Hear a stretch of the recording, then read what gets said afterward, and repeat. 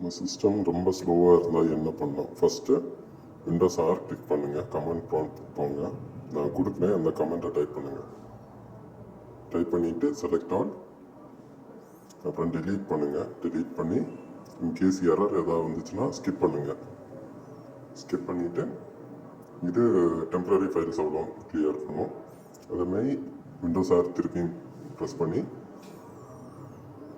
Temp கொடுங்க. இதுவும் temporary files அவ்வளோ கிளியர் பண்ணும். அதுமாதிரி செலக்ட் ஆல் கொடுத்து டெலீட் ஆல் கொடுங்க. ஃபுல்லாகவே டெலீட் ஆகிரும். ஏதாவது ப்ராம்ப்ட் வந்துன்னா ஸ்கிப் பண்ணுங்கள். அதே மாதிரி விண்டோஸ் ஆர் ட்ரை பண்ணுங்கள்.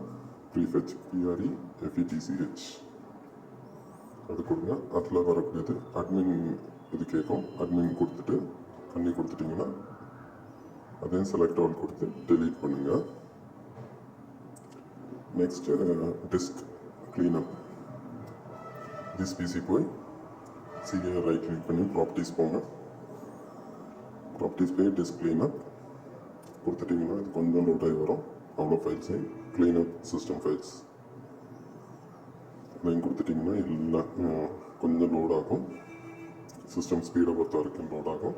எல்லாத்தையும் செலக்ட் ஆல் கொடுங்க, அப்புறம் டெலீட் கொடுத்துருங்க. இவ்வளோ தான். டெம்பரரி ஃபைல்ஸ் அவ்வளோ கிளியர் ஆகும்.